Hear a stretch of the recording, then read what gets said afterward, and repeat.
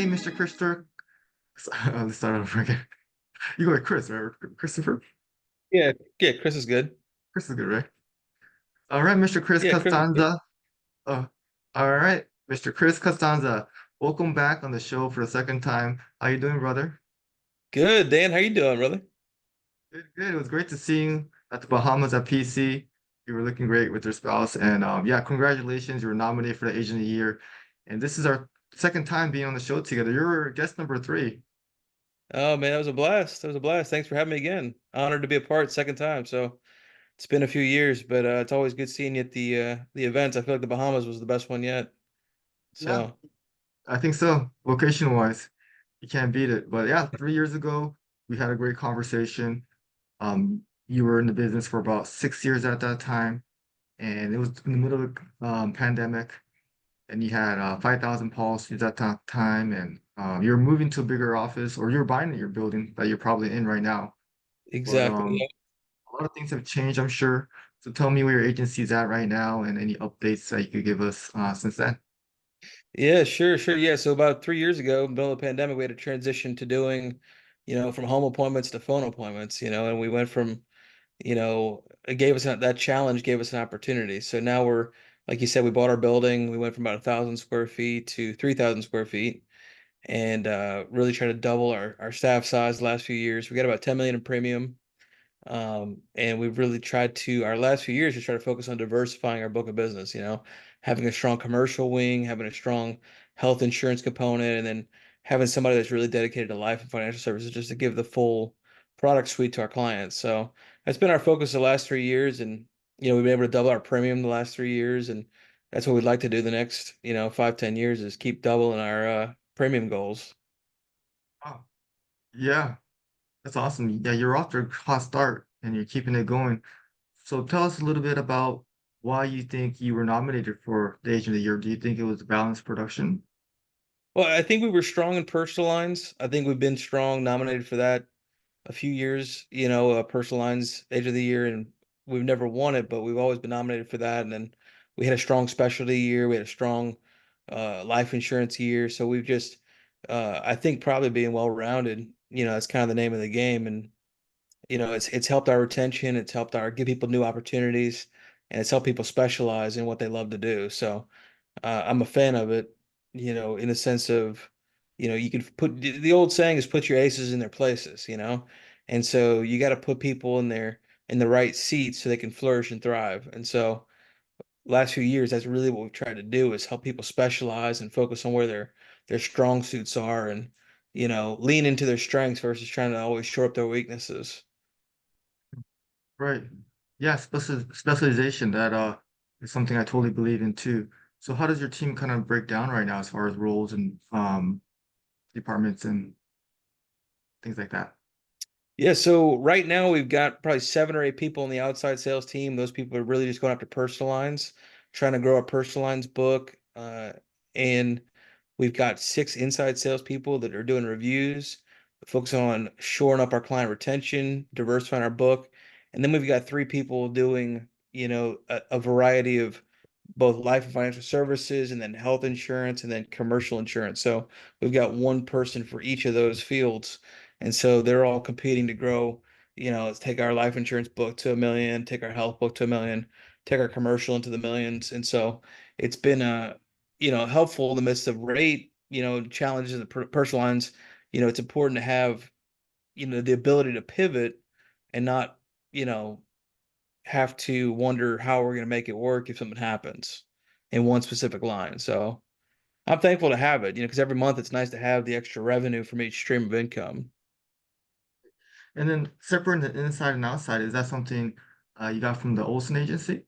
Yeah, exactly. Yep. Yep. That's exactly right. So we had probably, like I said, 3 years ago, we probably had 6 outside salespeople and just 2 customer service reps. And those people were just kind of fielding calls and doing service work. But we really built up an inside sales team that is focused on doing, 8 to 11 reviews a day, catching up on, birthday calls and reviews, and making sure they have the right coverages, and making sure we don't have any, people that don't have the right coverages. And so for us, it's been a real important shift to have that inside sales team that's able to sell and review at the same time. And those people, for life insurance, there are a few financial service appointments, there are a few for business insurance. So it makes that service team a profit center versus just costing us money every month. Right. Well, yeah, and then you had a great idea. Well, we were just talking about, some of these insurance sales or courses that are out there for us agents. And you had an idea at the Bahamas. We were talking, and I thought that's a great idea. So we'll save this at the end of the conversation. We'll talk about some of the, what they offer as these different companies, including the Olsen Agency, which I am a member as well. So I'm excited to talk to you about that. But before we go there, so when it comes to specializing your team, how do you find or decide who's going to be in commercial, who's going to be in life? Does that just happen organically, or did you just recruit specifically for those roles? It's interesting. Once we have over the last few years, you start to do bonuses and promos and see who really goes after them, So we had one guy on our team that really wanted to go after the live promos we had. We had Mexico trips, we gave away a watch. And so as he started to hit his goals, we started to say, hey, what if we built a life and financial services program around this one individual? So that's how he got his position. And we transitioned him out of being a CSR into that. And then another guy on my team who's very important to, our success. He's been a great all around player, but when we know we needed to hit some commercial goals, he jumped in and started to just go after it. So it was more instead of me selecting them, they kind of selected what they wanted to do and how they wanted to be a value add to the team. Um, and so we haven't hired from the outside any of those positions. Those are all people that have grown and developed and been passionate about their product knowledge. And then they just let go of their other duties they already had. Yeah, we had to replicate what they were doing or delegate that down. And we once we saw they were good in a certain field, we began to hire accordingly to kind of replace them. Does that almost work out as like a career path for like advancement for them? I think so. I mean, I think that once you get good at a certain field, you got a lot more opportunity to make more money than if you just servicing a personal lines book. Once you become a specialist, you become more valuable. You become somebody that is a real pillar in the agency. We can't do without commercial. We can't do without the life and financial services. So they kind of it kind of secures them, but it also accelerates the business. So it's kind of a win-win for both them and us. Yeah, and do you foresee like some of your other team members in inside or outside sales moving on to those roles and having two in certain departments, or what's your thoughts on that? Yeah, I mean, if people on our team have success and they really want to do more commercial insurance, we'd love to have them do it. We have big goals for personal lines to grow. Obviously, you know how it is. Once you get to 10 million personal lines, it's a challenge to keep that engine moving. So we don't want to do it all at once, but we'd love to have more people compete in the life financial services. We'd love to have more people doing more Medicare. I mean, for me, we're just building out these different streams of income. And so it's turning your insurance business into, instead of just having one income stream, we've got three or four now at this point. And it's nice to see that every month, and then eventually each role pays for themselves. Nice. So what would you say some of your main duties are as part of the agency operation? It's a great point. That's a great question. For me, it's always about being the best possible sales manager I can be. And so it's getting to know my people, driving results. I always say this for being a sales manager, once you get a team that's above $2 or $3 million in premium, you can't just be a great salesperson. You got to become a great sales manager at that point. And so that's a big transitional point. Then you get to 5 million and you get bigger goals. You really got to become better even then. And so for me, there's two real responsibilities I look at for each department that I have is number one, I got to drive results. I got to challenge my people to drive results, and then I got to retain my staff and keep them, motivated, happy, and engaged. And so part of that is getting to know them, getting to know my staff, getting to, take them out to lunch, getting to know them, what their motivations are, building friendships amongst the team, cultivating a culture. And then, the other half of that is just building performance, asking them to do more, talking about how they can perform more, delegating more work down. So, for me, I've got, mortgage license. I do some of that stuff. I do financial services some, but I haven't sold a personal lines policy in quite some time just because we've got so many people to refer it to. I want to stay focused on the big numbers. Gotcha. Yeah, and let's talk a little bit about that sales management. Okay, so what are some tips or some strategies or things that you do to manage a team? Let's start off with the personal lines team. Right. So personalized team, after you get to a certain point, you got to have, you want to build a specialist even within your team, right? You have an inside sales team, then you have an outside sales team, and you want to find somebody that eventually can run each one of those departments. So I've got two people that run one that runs my inside sales team, one that runs my outside sales team. And that's the thing I'm always working with them on. And we try to pay based on performance for those roles, saying, hey, you know, telling my inside sales manager, outside sales leader, say, I just communicate to them, they have the same responsibilities that I have, but in a smaller section, right?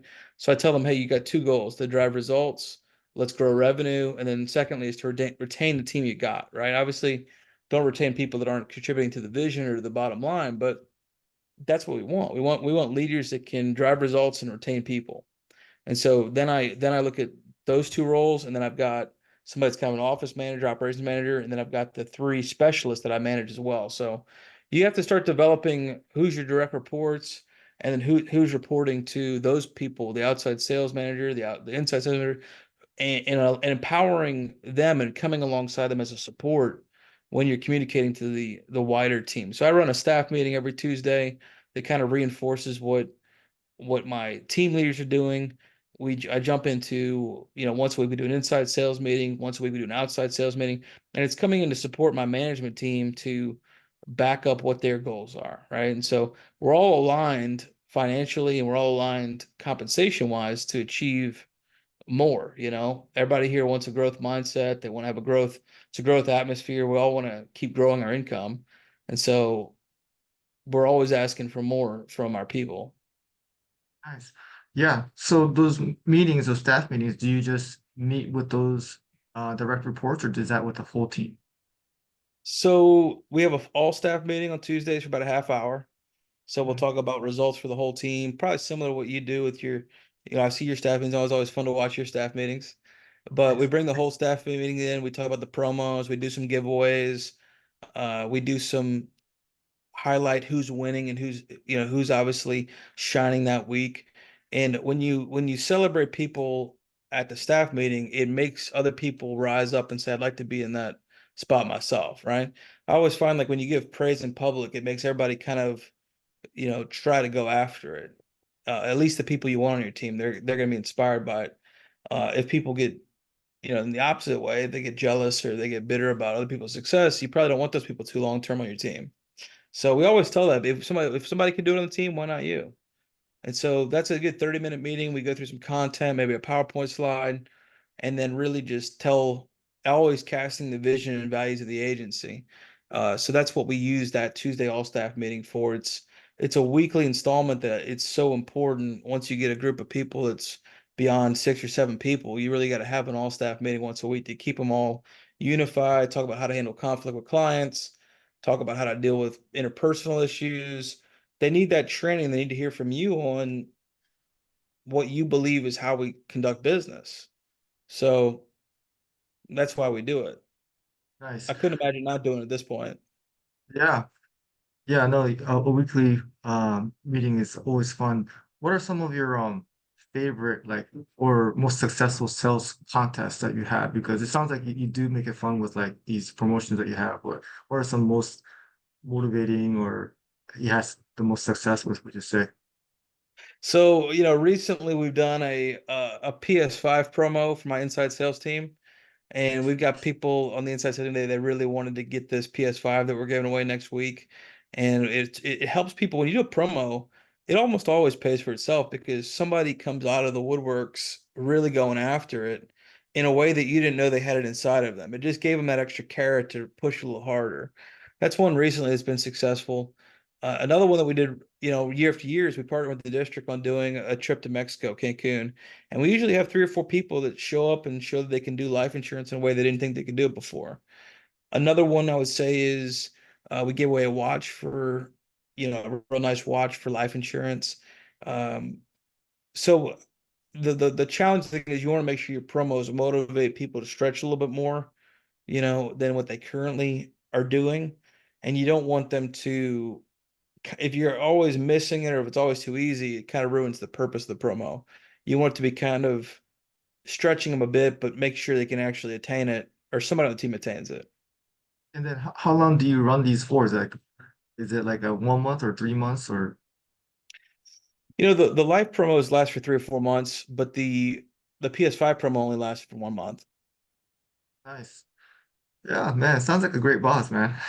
You have these meetings, you want to give them recognition, something to make it fun. That is part of our job, I think, with insurance, kind of gamify it and make it competitive in a way, but something to yeah, get the true potential out. I think that is a good sales manager's job.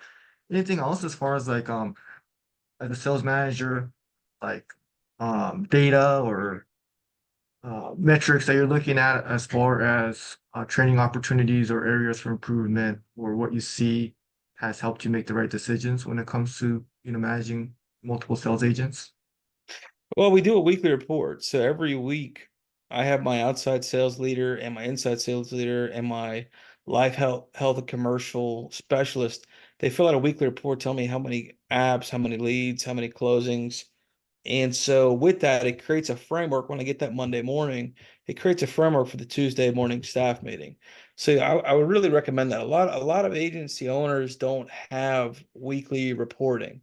And so it's really hard to kind of just guess based on your gut. You really want to have a great tracking system so that you can have a healthy cadence of accountability to know, hey, here's where they're at, here's where they want to be. Keep a good scoreboard in front of them.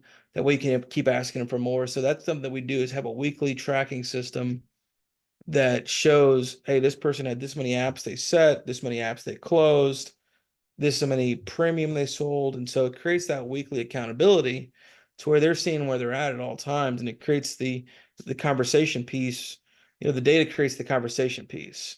So, it's important, like you said, to have the fun promos because if you're all results and all numbers and all business, you're going to lead to, people feeling just this, you know, hurting the workers by just pure all money, right?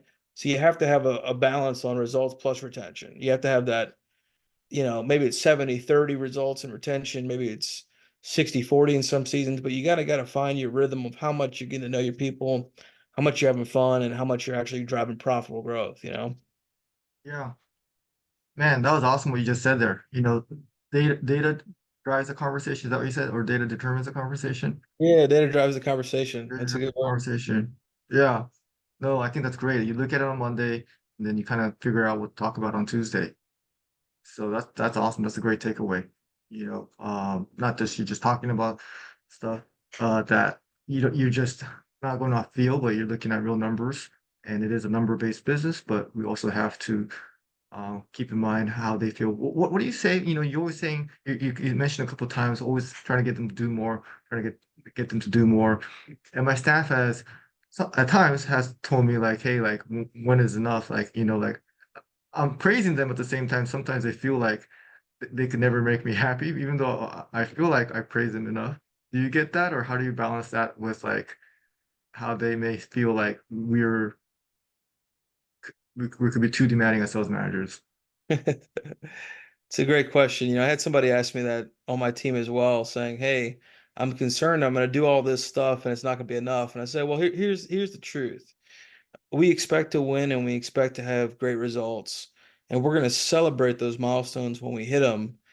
And then we're going to celebrate them for a day or two. And then we're going to be back to asking for more because I always communicate this to my team. We're a growth business. We're a growth environment. And so in a growth business and a growth environment, we're always going to be asking for more because it's like a greenhouse of growth. We always want to grow and multiply what we are and what we're doing. And I say, we create that culture where it's like, hey, if you're looking just to stagnate and get into a fixed mindset or just coast, long term, you're not going to enjoy this environment because we're always going to be growing. We're always be asking for more. And it's learning how to do things faster, smarter, learning how to multiply and duplicate people. And so it's not like we're just asking them to grind harder all the time. It's learning how to be more effective, learning how to be smarter, learning how to have them help other people be great. So that is something you're going to run into as an objection from sales managers have to handle objections from their salespeople. That's the interesting That's the thing, you know? that's the new sale now. Selling them Yeah, now. exactly. Salespeople have to handle objections from the clients, and sales managers have to handle objections from the salespeople. And Yup, so that's so true. the same tools we use to sell our clients, which is in our business, our agency, we call it, agree and elevate with the clients, right? Agree with their position and then elevate their thinking to bring them where you want them to be. And it's the same thing with you dealing with salespeople. You have to agree, hey, listen, I understand, you want to be celebrated for what you're doing. We get that. We're going to do that for you. But I also want to let you know it's a growth atmosphere. It's a growth company.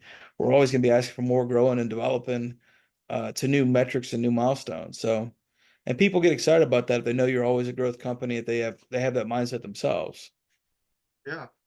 No, I love the way you just explained that, it's just pretty transparent. Like, this is how it is here. This is like not negotiable. It's like we're gonna appreciate you, we're gonna be compensated and we're gonna celebrate, but we're not gonna stop growing. Exactly. What else can you do? You know? All right. Well, what about marketing? Okay, so do the life and commercial do they get their leads kind of from the inside sales team from your personalized client, or do they have their own specific like marketing campaigns? We'd like to do more of that on the commercial side where they're doing more marketing, outbound marketing, but we've really just gotten a lot of our commercial through our current personal lines book. So sometimes we make calls, outbound calls, but I'd say 90% of it probably comes through just keeping our eyes on the ball, right? They're just looking at the personal lines, who's got commercial, who's got, something, and our commercial guy is fantastic. And we're just saying, hey, I'd love to add a marketer to them and have somebody market for them and set them up. But you got to keep a profitable growth on that too, That's something that we're always wrestling with is you try to expand is saying if somebody's doing 20,000 a month of commercial and you add a marketer, they really need to go to $40,000. You can't have just a marketer come in and make their jobs easier. And they just do 23,000 the next month, right? You got to have a profitable growth. And there's a formula for profitable growth that we always look at is, your premium per day times the amount of people you have working. And so that's something I'm looking at when we start to recruit and we start to hire and we start to develop people. It's like we can hire as many people as we possibly would want as long as we keep our premium per day up. And that takes great trainers, it takes great management, it takes great accountability.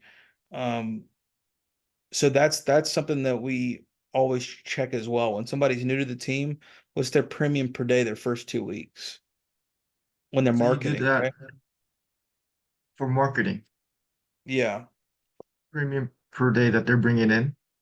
exactly. We track that, every single day. What's their premium per day? That way they know, hey, here's what we want you to hit. Here's what we want you to be at. And if if they're trending way below the average, we start to have those hard conversations. So you got to know that on the front end, what you need from a marketer. Do you do that same equation or ratio for your producers? Exactly. Yeah. So everybody that starts as a producer for our agency starts off as a marketer.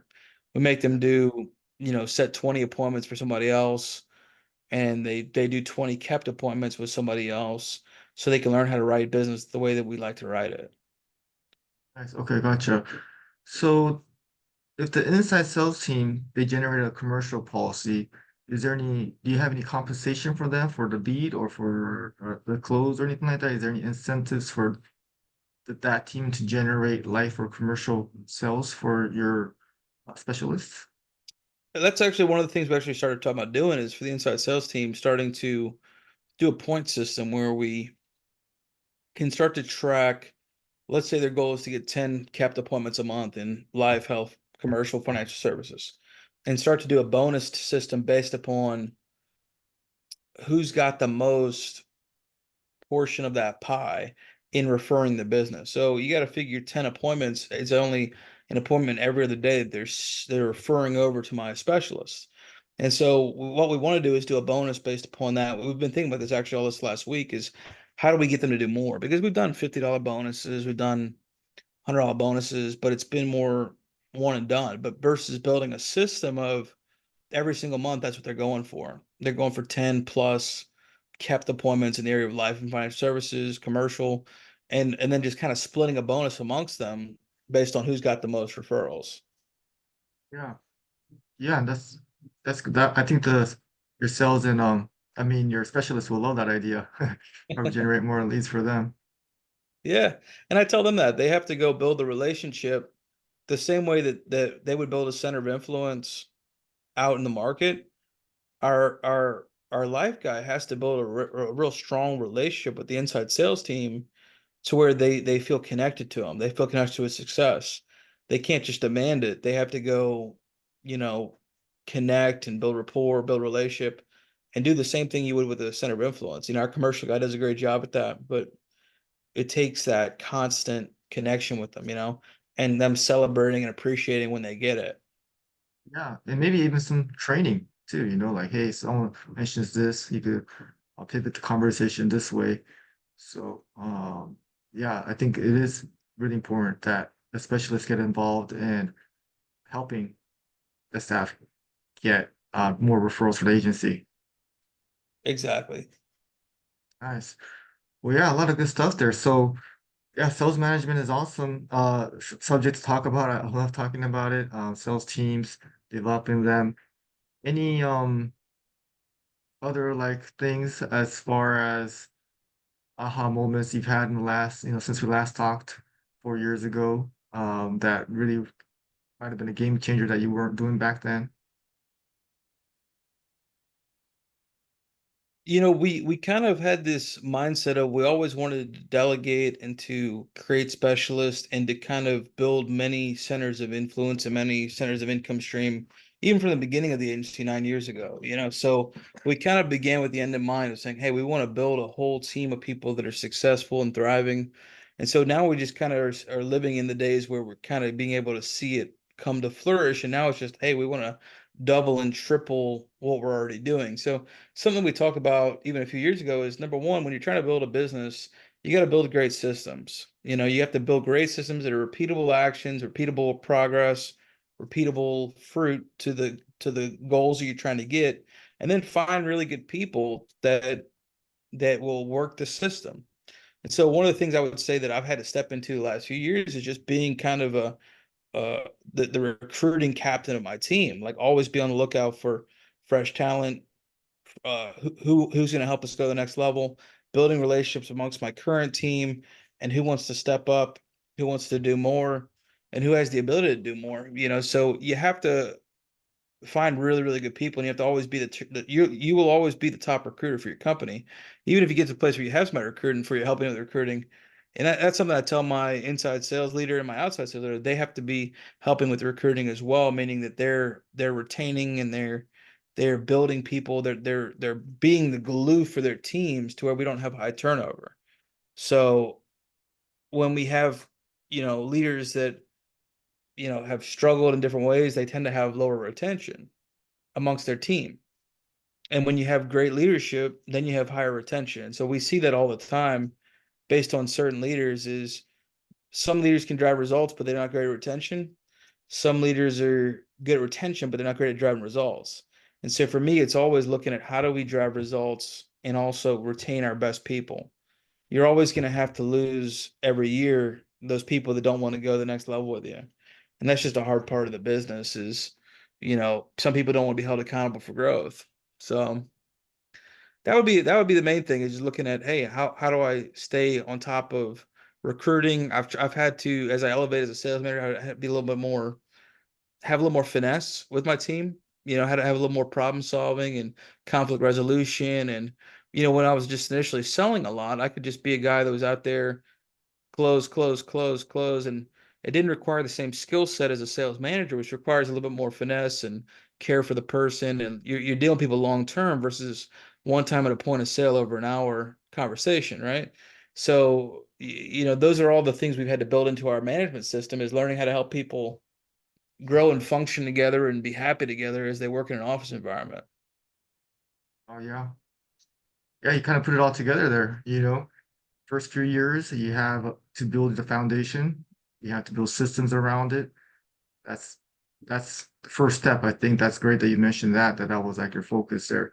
But then after you have a foundation, that's going to be tweaked and you're going to continue to build your systems and build on top of it and make improvements. But at the end of the day, the people in the system are people and how well they are determines how well the system kind of works. So it seems like your mindset is all about keeping the right people and finding the right people. What have you what has been the best strategy when it comes to finding the right people for you? I think we talked about it last time. Would you still say it's referrals, employee Yeah, well, referrals? referrals are great. People that are referred to you, but also people that show hunger, people that come in and say, I want to do XYZ, but they're willing to be humble. I always classify it when I'm looking for these three things. I'm always looking for happy, hungry, and humble.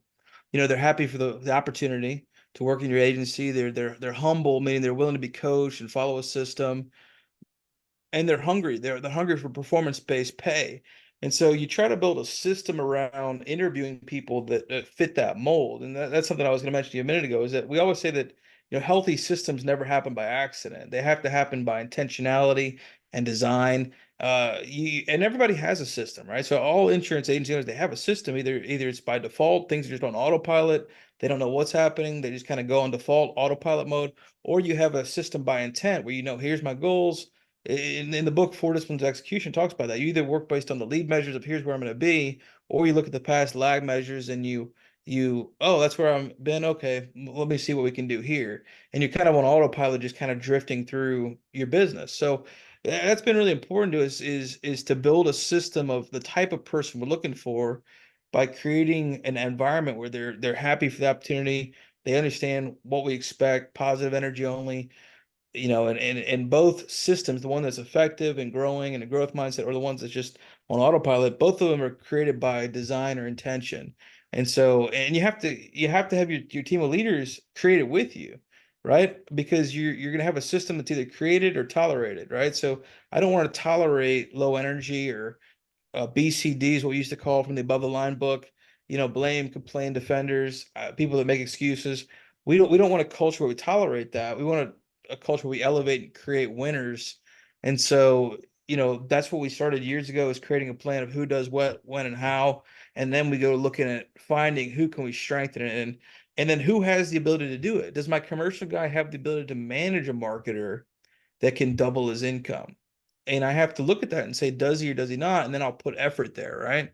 Does my life and financial services guy, does he have the ability to build a great referral system with the inside sales team? And then I'll create promos there.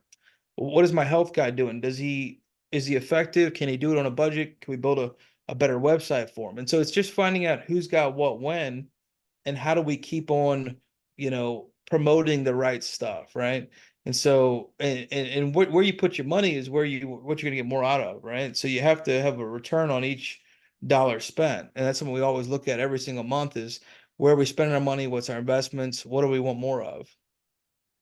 Nice. Yeah. Man, so much good stuff right there. Happy, humble, hungry. I think that's Yep. something everybody could take away as far as what to look for, because that's a simple way to remember. And I think those are the three most important things to look for. What was Right. that book called too? The four. Yeah, Four Disciplines of Execution by Covey, Stephen Covey. I think his father wrote the book, The Seven Habits of Highly Effective People. Yep. So his son wrote a book called The Four Disciplines of Execution, and it's been really helpful to explain to my team why we operate a certain way, why we have accountability, why we work a system, why we have these disciplines as part of a growing business, why we have accountability, a scoreboard in the office, why we have focus on our most important goals versus the whirlwind. And so, those are the two that those four disciplines create inside of what I tell my sales leaders is, you got to find those happy, hungry, and humble people, and then you have to get them the skills to do what you need them to do. And so that's something that I can give other agency owners. Kind of the script that we use when people are struggling is, hey, do they have the skills to do what you need them to do, and are they willing to get the skills if not, right? And so you have to determine that as an owner, as a leader on your team, you have to ask them that question, okay? And you have to discern if they're telling you the truth.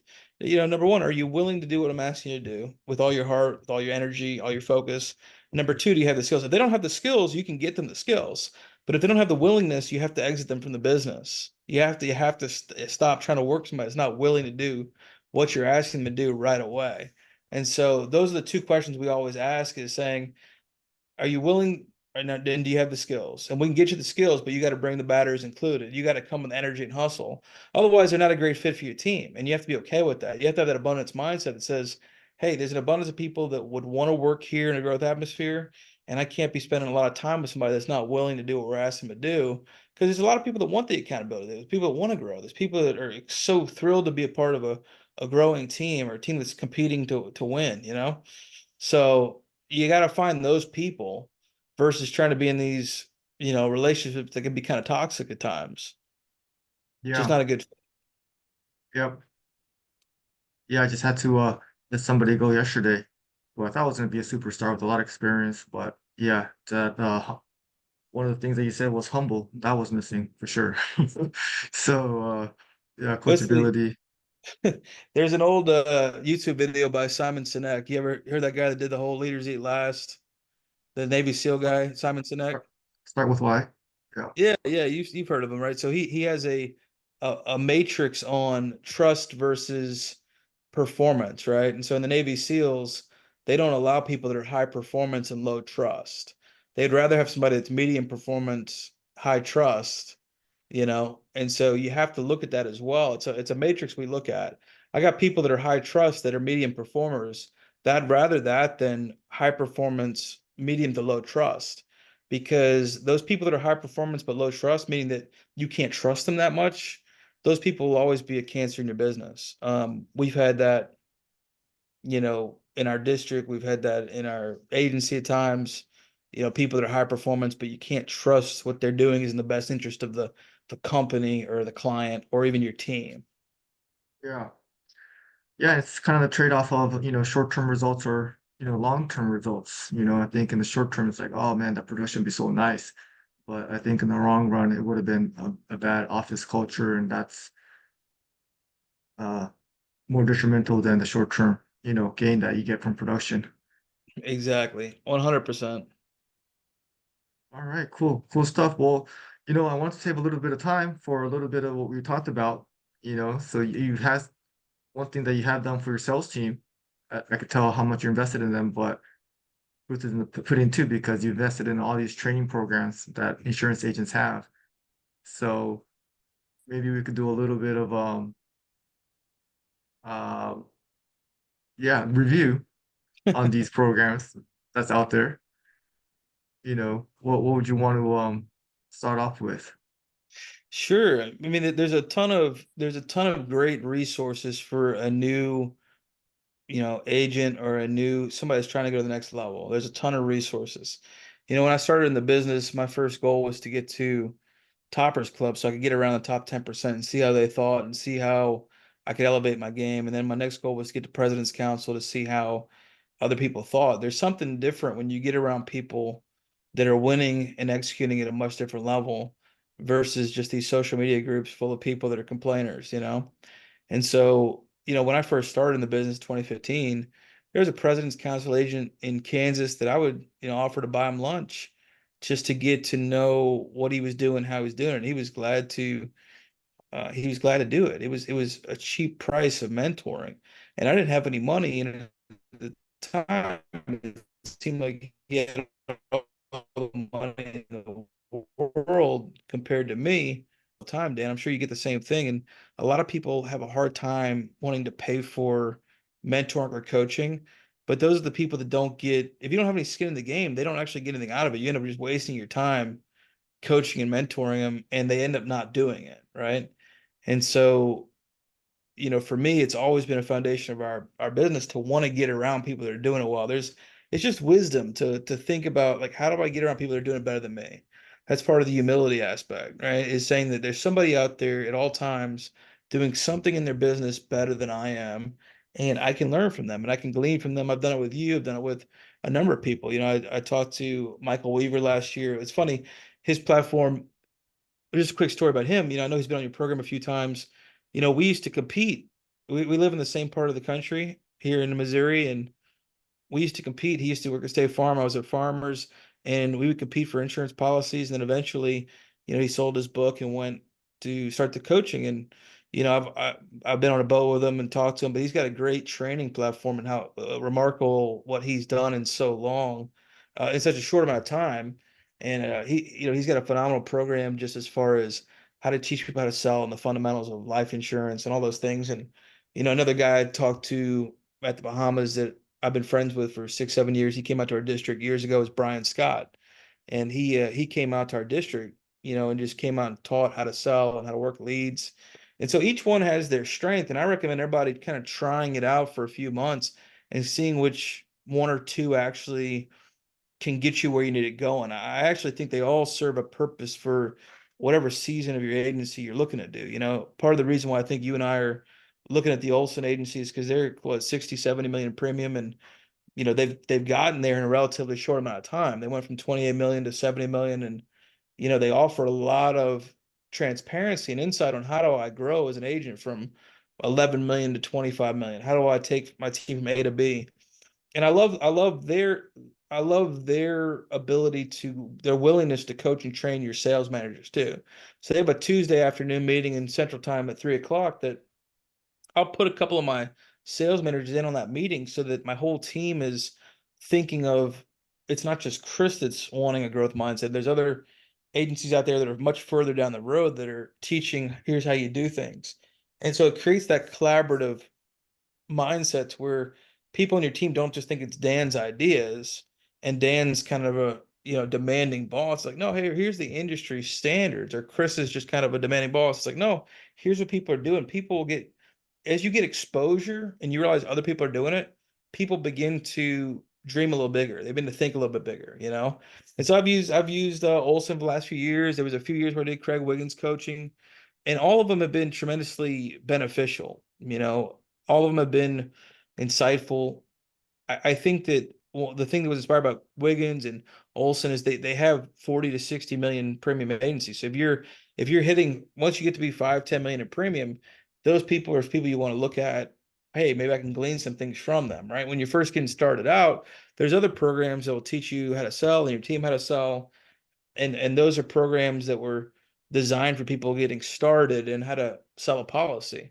So, I mean, what are your thoughts on that? Oh yeah, that's great insights there.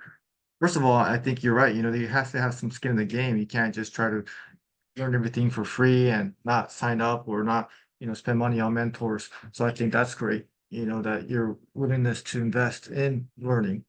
That's just you mentioned it, the humility side of being a leader.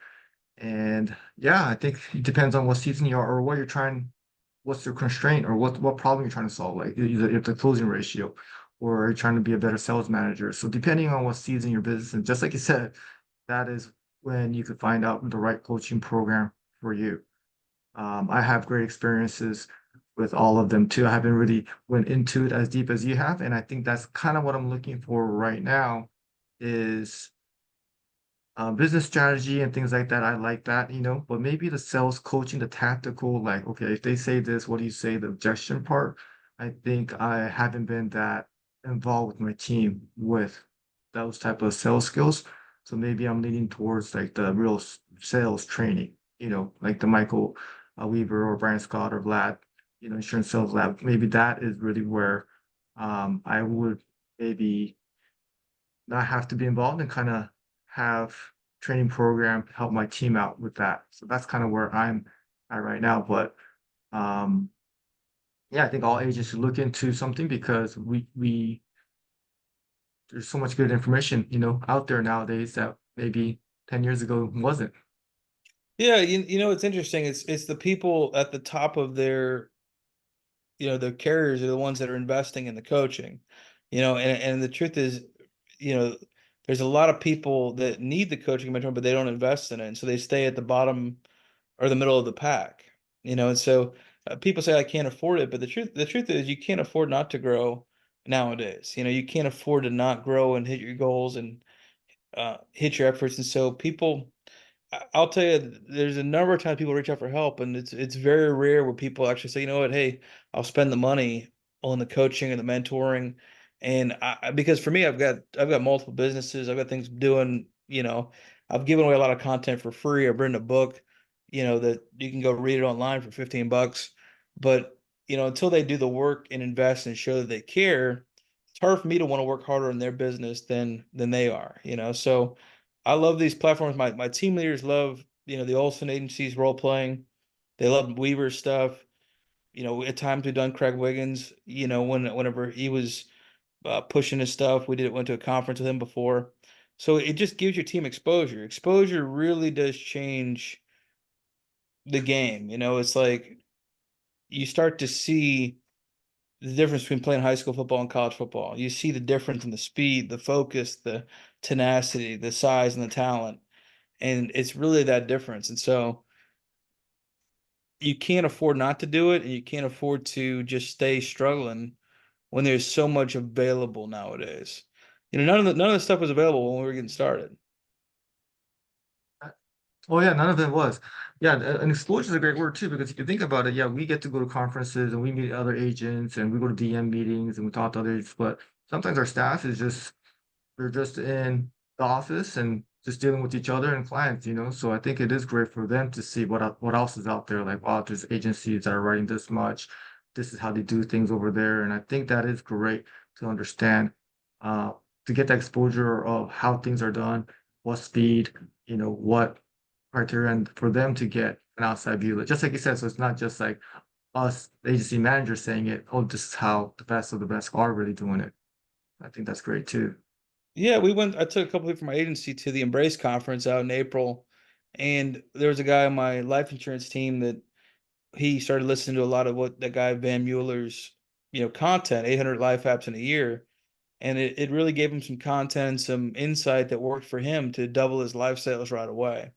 So obviously he wants to keep growing and keep crushing it, but without that exposure, he's stuck in his own little world thinking, okay, I'm doing okay for the agency, I'm doing okay for the district. But when you realize there's somebody out there doing 800 life apps a year, it makes you think, man, there's something I'm missing. There's something I got to do. There's something that's, I could change my life. I could change my whole world if I could start writing that many policies.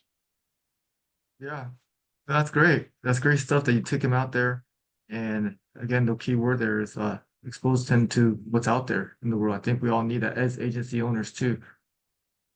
What season would you say your agency is in right now, Chris, as far as like the focus goes, as far as, you know, you had incredible first 5 years when we first talked, and then another 4 years later, you double that. I know you mentioned about doubling it, but what are you think the key moves or the strategy that's going to help you get there? To just keep on doing the same, just more of it, or is there just another like game plan or strategy behind growth to the next stage of your agency? It's a great question, So, for us, we have to strategically keep adding the right people. There's no way we can just keep demanding more from our current staff. We have to be adding more people and then adding more sales trainers and sales managers. So it's always both of those things, right? So it's finding the way to maintain profitable growth as we do those two things. We've always been somebody that believes in profitable growth. We invest a lot in the business, but we want to be profitable and take home some money. At the same time, we want to, keep on. There's many times where I'm like, hey, I wish we could grow more. I have to go spend a little bit more, recruit a little bit more, and you have to, yeah, that's the challenge. You have to develop leaders and managers that can handle more of the people the bigger you get. So it's not like you can just go recruit and hire a bunch of people. You have to have actually people that can sit with them, hold their hands to the first 20,000 in premium, keep motivating them, keep coaching. There's a whole process to it in an agency that's the season we're in. Is I need to probably double my management team and double our staff in the next couple years. I'd love to do it this year, but people take time to mature as a sales manager, sales leader. So maybe I need to go find people that are already good in a different industry or want to join the team and help different ways. So that's what I'm thinking about is how do I have more managers, leaders, people that can, maximize what other people's potential are and multiply who they are in others. So we call them maximizers and multipliers. People that can maximize other people's potential, multiply themselves and other people. Nice. Yeah, strategically adding people. And you answered my question though, my follow-up question was going to be, do you think that's going to come from, you know, outside recruiting somebody for that specific position or having somebody kind of develop into that position? So it seems like you're open to either way. Yeah, when you're recruiting, when you're recruiting people from the outside all the time, it makes people inside your team step up. Hmm. That's kind of the advantage of you being the chief recruiter of your agency is that if people know you're always recruiting and always trying to develop, they know that they have to be in sync with you in order to keep going where you're going. So it creates that competition that's important for, you know, like for instance, if they knew I was gonna go hire a life specialist, it's very easy for somebody on my team to step say, why don't I apply for that? And it makes them step up. Yeah. Yeah. Yeah. It's Yeah. it's next man up, that's the tough thing about business. It's always next man up. No, nobody is, nobody's, Replaceable. yeah, exactly. Nobody's irreplaceable. Everybody's invaluable, but nobody's irreplaceable. Like, you have to have that combination of thought is that everybody's special and everybody's important to you, but nobody's irreplaceable. It's got to be both and. Yep. It And keeps I'll them tell my team humble. too. I tell my team too. I say I'm replaceable too. You know, they have a choice to be, you know, who they pick as an employer too. So I have to step up my game all the time. That's where the retention comes into play of like keeping the top people by making sure I'm at their best for them. Yeah, oh, yeah, for sure. For sure. It's culture is so important. So that's something that we always focus on is that'd be the last tidbit I would give to fellow agency owners or agency leaders is there's three things that I have all my leaders focus on. It's always, people, numbers, and culture, right? If they've got great people driving the numbers, you can build a great culture, right? So that's the three roles that they need to focus on: people, numbers, and culture. And the culture is just that positive vibes, people cheering on each other, people competing for trips and trophies. You want to find people that you like doing life with. I like my people. I enjoy my staff. I don't have anybody on my team currently that I don't enjoy getting lunch with. In times past, I've had that, and that's kind of the ultimate litmus test. If you don't really want to go get lunch with somebody on your team, they may not be a good culture fit. There's probably a reason why. That maybe they're not humble, maybe they're not hungry for more growth. So that's kind of the litmus test for growth is, hey, do I like these people? And if you're a growth minded person, you're going to like other people that are like minded. Yeah. Yeah, I think that's key, you know, likability because that's what business is all about. So if they're not that likable to you, then maybe they're not that way to clients and prospects too. So I think that is a good test to kind of see like, okay, what's their likability level? Like, would I enjoy spending time with this person? Because those are the type of people you want to be with. And if you're have a growth mindset, then you know people with like minds like to hang out with each other. So you Yeah, know, exactly. that's a great way of looking at it. It's like, would you like to have spend time with that person? And you said in the last one too, like, you know, the people that you want to enjoy life with is the type of people you want to have on your team. Exactly. I mean, you're doing so many hours with these people, you might as well enjoy it, and you want them to enjoy it too. I think we're moving past the time in society where people just hate their 9 to 5s and they go home and there's instead of work life balance, why not enjoy the work, enjoy the people you work with and enjoy your life in the midst of it? Yeah, that would suck if you had a job you didn't enjoy, you know? And one of the benefits that we have as an agency owner is that, you know, sometimes you think like, well, there's a lot, but sometimes it gets to get stressful. One of the things that we do have control over is who we get to work with, and that's a huge blessing, how we get to control, you know, what we do and how fun we can make it. So, yeah, good stuff, Chris. And I didn't know you had a book. You want to promote it a little bit? Do you ever like talk about that or? When we speak on the road, it's called the Great Game of Insurance. So it's not something that it's not something that we promote all the time. But when we go to a conference, we go to a district workshop, we'll bring a bunch of copies, and it's more of a we'll bring them out and say, hey, if you read this, you'll understand a lot more what we're doing and going through. I have a lot of other businesses that I'm running focus on to where I can't necessarily offer coaching for free, but this book's 15, $16 online, and it gives you kind of the roadmap to how we got to where we're at. But it's a great game of insurance. I loved it. It's helpful. We give it to all of our proteges when they want to start with us. We require it for them to read it to make sure they actually want to do what they say they're going to do. And it saved me a lot of time once I put that book together for, you know, it helps people when we do a lot of proteges. It would save me probably 40 hours of time just by making them read the book over a 10-hour period. Nice. And where could people find that book? It's on Amazon. Oh yeah, okay, cool. Yeah, Great Game of Insurance on Amazon. It's a great book, got a lot of 5-star reviews. It's there's some other good books on there, but there's not a lot of great books on how to build a great insurance agency. I know there's one by Bart Baker that was excellent. I read probably 10 years ago. But, if you like reading books, this is a lot of people, it's helped their agency double and triple their revenue. Nice.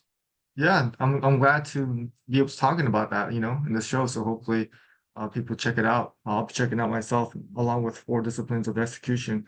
So a lot of good stuff, a lot of good knowledge. Do you or are you doing or do you have interest in like having your own coaching or helping out other insurance agents, or have you thought about that? Or you got I mean, for me, running an insurance business itself is like, uh is so challenging and it requires all the attention I have. Um then being family, so that is just about the capacity I have, but you have other businesses. So what's your thoughts on helping other agents or making a business out of that? Have you thought about that or not? I like doing district workshops. So I like being able to go somewhere. We're in Kansas City, so we can drive a lot of places and get there, get back home. I enjoy that because, it's a really, if you spend a day with people, you can do your PowerPoints, do your slide, give them the book. I do enjoy that aspect. I kind of like getting on the road some speaking, and it's been fun, it's been enjoyable. It's profitable for me as a person because I always learn some from other people that are out there. We've been out with Keith Collins, his district at in Minnesota. They got a lot of great contenders out there, and he actually just hit President's Council for his first time. So I saw him actually last week, and we're doing it again in September. But that'll be our third year going out there. So we went out there many years, and he was always competing for President's Council, and he hit it this year, and it's exciting to see, you know, that I've gleaned a lot from him over the years, and his agents gleaned from me, and they were able to put together a district, president's council, which was awesome. And so I love doing that. I do charge sometimes for coaching and mentoring when people ask, but that's not something that I'm set up as like a system where I'm trying to generate that business. But yeah, I think we, you know, sometimes you tell people, hey, I charge something like $300 for an hour or so, and people act like it's a lot of money, but it's really honestly a discount on our time. If I'm honest with them.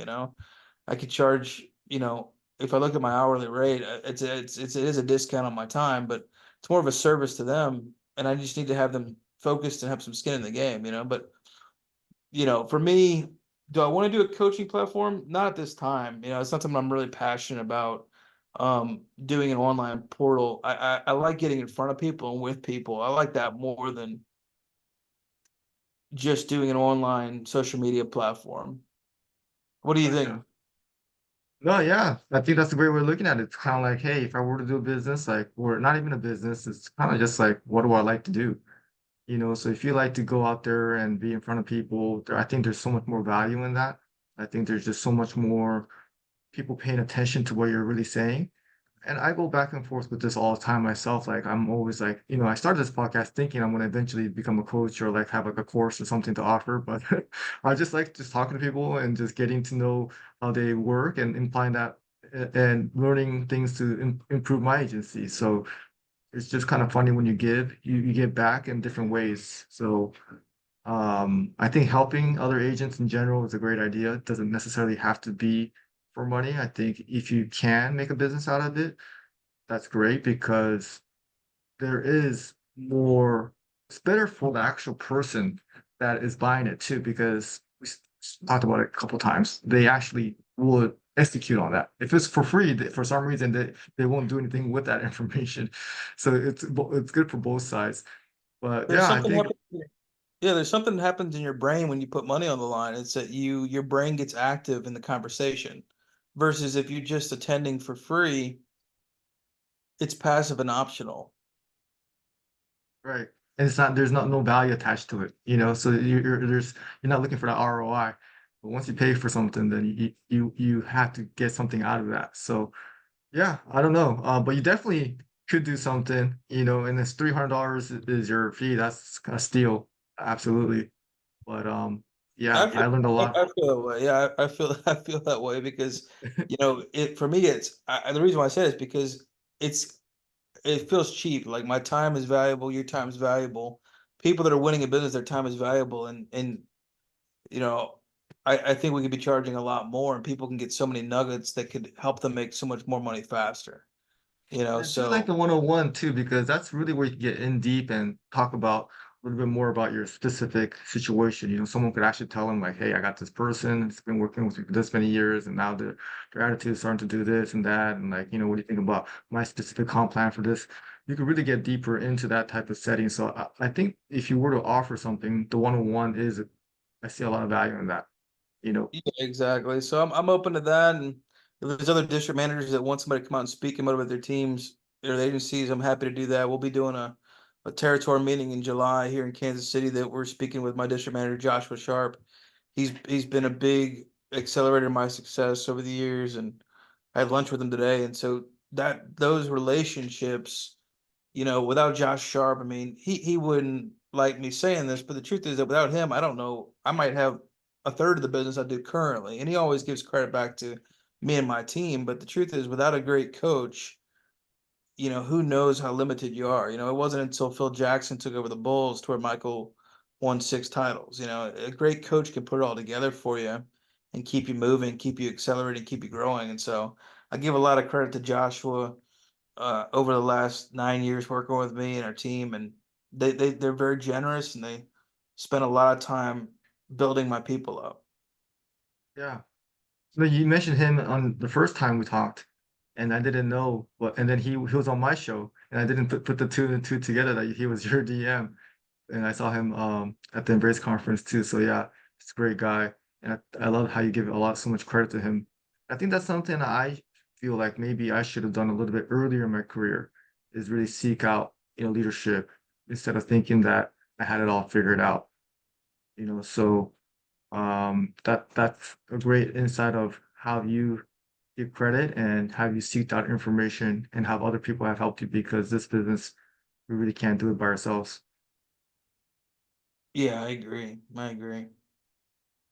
Well, yeah, Chris. Well, maybe you should send me an invoice for $300, and I could and I could have my viewers chip in on that, because it's been a great hour or so of great, conversation of strategy, and just excited to see you, continue to grow. And you're just someone that's willing to share, and just one smart guy, man. I just appreciate it, being able to, spend time with you and talk about business. It's always fun when we see each other in places, but to actually get going deep and see how you run your business is really insightful. I have a page full of notes, and I'm really happy to and excited to share this with my audience. Dan, thanks so much. Yeah, absolute pleasure to be with you and always great to see you. And thanks for your friendship. It's always good to see you at these events and pick your brain and figure out what you're doing to grow your team. And we come from, you got a entirely different strategy in some ways, in a lot of ways it's the exact same. So I love being able to take the little nuances and share a little bit back, but I've always been inspired by you guys and your team. So thanks for your friendship and thanks for doing this podcast, man. It's really helping a lot of people and inspiring a lot of people. So I appreciate your labor of love, doing this. But yeah, well, I couldn't do it without, um, smart and inspiring people like you. So you're definitely a big part of it now, second time, but I'm looking for the third one. So maybe we'll do it in a few years and see where we're at. All right, Dan. Thanks so much, man. Appreciate you. All right, Chris. Thanks again. I'll catch you later.